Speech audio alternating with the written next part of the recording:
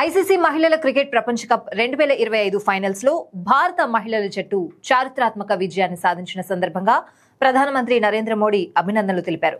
ఫైనల్లో జట్టు అద్భుతమైన ఆటతీరును ప్రదర్శించిందని కొనియాడారు. ఈ విజయం దేశానికి గర్వకారణమని పేర్కొన్నారు. భారత జట్టు గొప్ప నైపుణ్యం, ఆత్మవిశ్వాసం ప్రదర్శించిందని ప్రధాని ప్రశంసించారు. ఈ మెగా టోర్నమెంట్ ఆసాంతం భారత జట్టు ప్రదర్శించిన అసాధారణమైన పోరాటాన్ని, పట్టుదలను ప్రధాని ప్రత్యేకంగా ప్రస్తావించారు. ప్రతి మ్యాచ్లోనూ మన క్రీడాకారులు చూపించిన పోరాట స్ఫూర్తి అభినందనీయమని ఆయన అన్నారు. విజయం సాధించిన ఆటగాళ్లందరికీ తన శుభాకాంక్షలు తెలిపారు ప్రధాని. ఇది కేవలం ఒక కప్పు గెలవడం మాత్రమే కాదని, భవిష్యత్తులో యువతరం క్రీడలను ప్రోత్సహించడానికి ఎంతో దోహదం చేస్తుందని అన్నారు. దేశానికి కీర్తిని తీసుకురావడానికి రాబోయే ఛాంపియన్లను ఇది ప్రేరేపిస్తుందని ప్రధాని నరేంద్ర మోడీ అభిప్రాయపడ్డారు. ఈ గెలుపు భారత క్రీడా చరిత్రలో సువర్ణ అక్షరాలతో లిఖించదగినదని ఆయన కొనియాడారు.